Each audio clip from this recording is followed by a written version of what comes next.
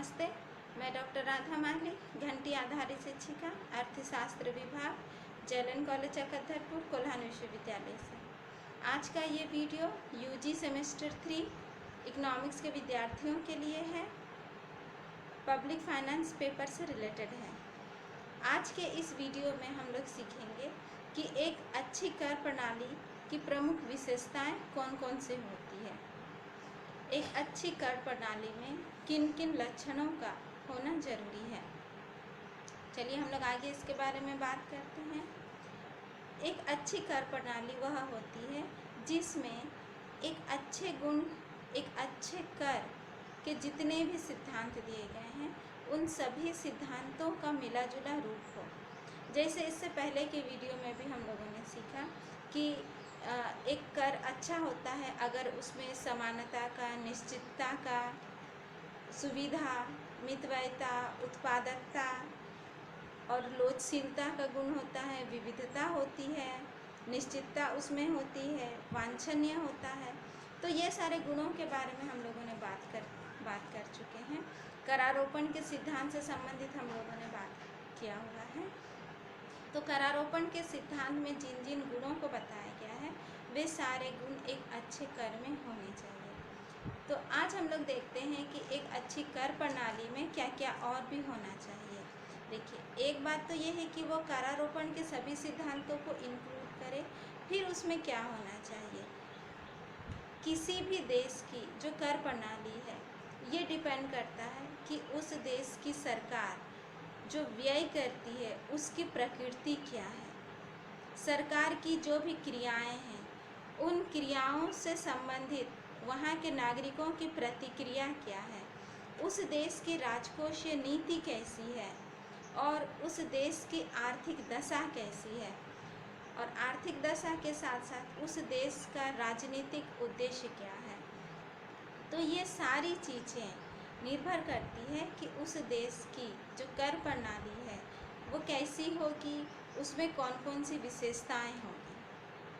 तो देखिए, कर प्रणाली जो है ज़रूरी नहीं है कि उसमें सब चीज़ ही अच्छा रहे, कुछ अच्छा भी रह सकता है, कुछ बुरा भी रह सकता है। तो फिर हम लोग यहाँ मैक्सिमम प्रयास करेंगे कि उस कर प्रणाली के जो नेगेटिव इफ़ेक्ट हैं वो कम से कम हो और उसके पॉजिटिव इफ़ेक्ट्स ज़्यादा से ज़्यादा हों। तो चलिए हम लोग बात करते हैं कि एक अच्छे कर प्रणाली की प्रमुख विशेषताएं कौन सी होनी चाहिए। सबसे पहली बात आप लोग याद रखिएगा कि करारोपण के जितने सिद्धांत दिए गए हैं उन सारे सिद्धांतों का समावेश इस कर प्रणाली में होना चाहिए। इसके साथ हम लोग देखते हैं कि एक कर जो होता है वो संपूर्ण कर पद्धति का ही एक अंग होता है।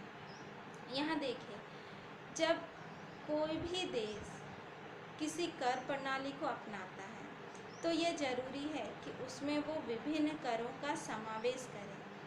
तो अलग अलग कर के कौन से गुण और कौन से दोष हैं इसको भी ध्यान में रखना बहुत ज़रूरी है, क्योंकि कभी कभी ऐसा हो सकता है कि कुछ मामले में एक कर का जो दोष है वो बहुत आगे बढ़ जाए या किसी किसी मामले में कर का गुण आगे निकल के आए।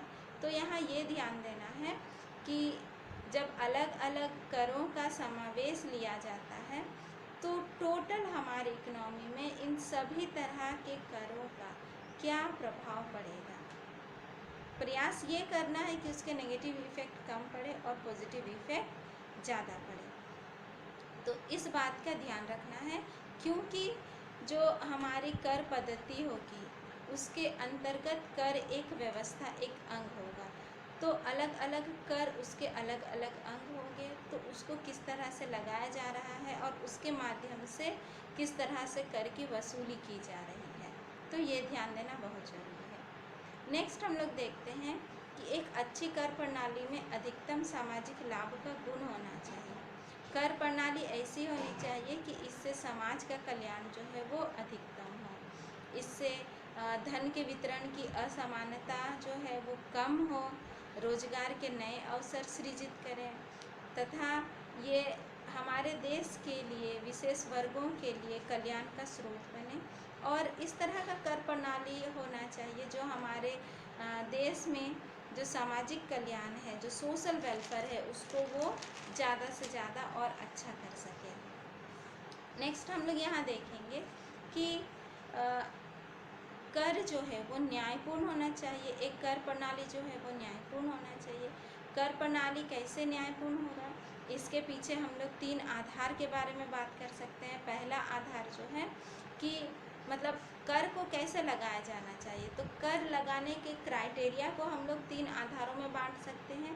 पहला है लागत का सिद्धांत। लागत का सिद्धांत बोलता है कि जब सरकार व्यक्ति को कुछ सुविधा प्रदान करती है तो उसको जो सुविधा या सेवाएं देने में सरकार की जो लागत आती है, तो उस लागत के हिसाब से उसको कर का भुगतान करना चाहिए। देखिए, हम लोग पहले के वीडियो में भी शुल्क और फीस, कीमत सब के बारे में बात की थी। यहाँ पर आप उन चीज़ों को हटा दीजिए, जो शुल्क था, जो कीमत था, उनको आप हटा दीजिए। इसके बाद जो चीज़ें बच जाती है जिससे लोगों को बेनिफिट मिलता है, तो वहाँ ये देखना है कि जब सरकार लोगों को सुविधा उपलब्ध कराती है, सेवाएं दे रही है, तो उसको देने के लिए सरकार को कितनी लागत पड़ रही है।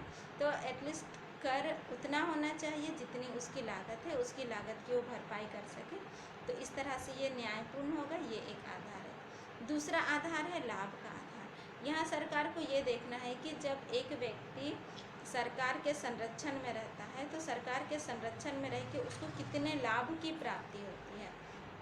तो उसको जितने लाभ की प्राप्ति हो रही है, उस आधार से उसको कर का भुगतान करना चाहिए। कर के न्यायपूर्ण वितरण को लेके हम लोग यहाँ तीसरा आधार का बारे में बात कर सकते हैं। वो तीसरा आधार है कि जितनी उसकी क्षमता होगी, दैट मीन्स सामर्थ्य जितना होगा व्यक्ति का, तो उस सामर्थ्य के अनुसार उसको कर का भुगतान करना चाहिए। व्यक्ति का जितना सामर्थ्य है, और इसी आधार से जो आपका व्यक्ति आय कर है, उसको जैसे प्रगतिशील बनाया जाता है। तो जैसे जैसे व्यक्ति का इनकम बढ़ता है, तो वैसे वैसे उसकी कर देने का जो सामर्थ्य है, जो क्षमता है, वो भी बढ़ती रहती है। तो ये न्यायपूर्ण रहेगा कि जिसका सामर्थ्य ज़्यादा है उससे ज़्यादा कर लिया जाए, और जिस व्यक्ति का सामर्थ्य कम है उससे कम कर लिया जाए। तो ये कर का न्यायपूर्ण वितरण को लेकर जब हम लोग बात करते हैं, तो ये 3 आधार हैं।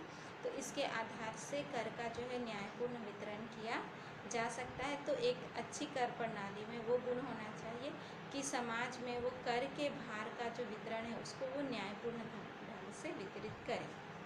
नेक्स्ट हम लोग देखते हैं कि एक कर प्रणाली वो अच्छी होगी जिसमें कर जो है वो सार्वभौमिक रहेगा। कहने का मतलब है कि किसी भी, जैसे कोई भी वर्ग, समाज का कोई भी वर्ग इससे नहीं छूटना चाहिए। तो हम लोग बात कर रहे थे कि एक अच्छी कर प्रणाली के अंतर्गत कर जो है वो सार्वभौमिक रूप से लागू होना चाहिए। सार्वभौमिक रूप से लागू होने का मतलब है कि प्रत्येक समाज के प्रत्येक वर्ग तक सरकार को पहुंचना है। जैसे हम आप लोग को एक उदाहरण देते हैं, जैसे कि सरकार जो है वो आयकर लगाती है, इनकम टैक्स लगाती है। तो इनकम टैक्स जो है वो व्यक्ति के इनकम पर लगाया जाता है। वो व्यक्ति जो औद्योगिक क्षेत्र में काम कर रहा है या गैर कृषिगत क्षेत्र में वो काम कर रहा है, तो उसके आय पर कर लगाया जाता है। लेकिन अगर कोई व्यक्ति कृषि से भी आय प्राप्त करता है, तो उस पर इनकम टैक्स नहीं लगाया जाता है, आयकर नहीं लगाया जाता है। तो इस तरह से सभी समाज के सभी वर्गों तक नहीं पहुंचा जा सकता है। तो इससे क्या हो सकता है कि जो गैर कृषि क्षेत्र के जो लोग हैं, वो लोग कर देने से मना कर सकते हैं या चोरी कर सकते हैं। या दूसरे ढंग से हम लोग बोलेंगे कि जो कृषि क्षेत्र से लोग आय प्राप्त करते हैं, तो उनके माध्यम से सरकार को उतनी आय की प्राप्ति या टैक्स की प्राप्ति नहीं हो पाती है। तो एक कर जो है वो सार्वभौमिक होना चाहिए। कहने का मतलब है कि कृषि क्षेत्र से भी लोगों को उतनी ही आय देनी, टैक्स देना चाहिए, कर देना चाहिए, अगर उनका इनकम लेवल वही रहे जो औद्योगिक क्षेत्र के लोगों का इनकम लेवल है। तो इस तरह से समानता होनी चाहिए, और कर जो है वो सार्वभौमिक होना चाहिए। पूरे देश में सब जगह उसके रूप में एकता होनी चाहिए, और समाज के प्रत्येक व्यक्ति से इस तरह लेने का उसको प्रयास करना है कि कर जो है वो सभी वर्गों के लोगों तक पहुंचकर प्राप्त किया जा सके। तो इस तरह एक अच्छी कर प्रणाली में सार्वभौमिकता का भी गुण होना चाहिए। नेक्स्ट हम लोग देखेंगे कि एक अच्छी कर प्रणाली जो होती है वो राष्ट्र आय में वृद्धि के साथ साथ सरकार की आय में भी वृद्धि करे, तब हम लोग कहेंगे कि वो एक अच्छी कर प्रणाली है। जैसे उदाहरण के लिए हम बताते हैं कि मान लो कि 10 साल पहले सरकार ने कोई भूमि का राजस्व दर तय किया हुआ था। 10 साल के दौरान में उसकी उत्पादकता में तो काफ़ी वृद्धि हुई, लेकिन उस राजस्व की दर में वृद्धि नहीं हुई।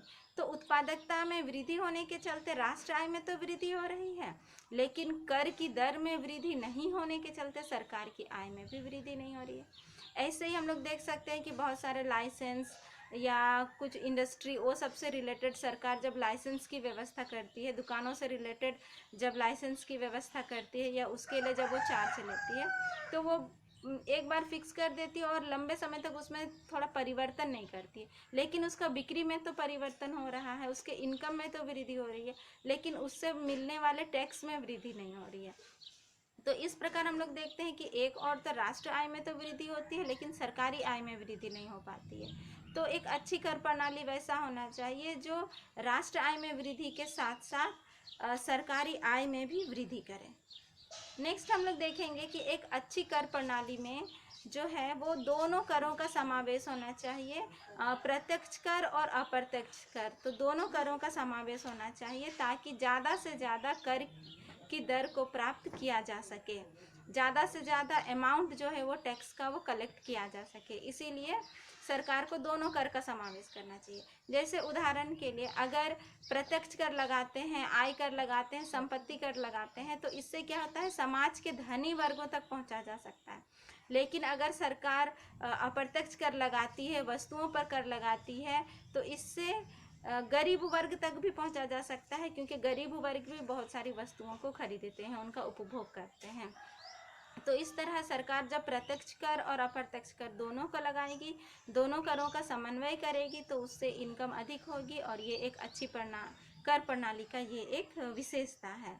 नेक्स्ट हम लोग देखते हैं कि जो कर का जो ढांचा होता है वो अनुकूल होना चाहिए। कर का ढांचा इस प्रकार होना चाहिए कि अलग अलग देश की आर्थिक स्थितियों के अनुरूप उसमें चेंजेस किया जा सके।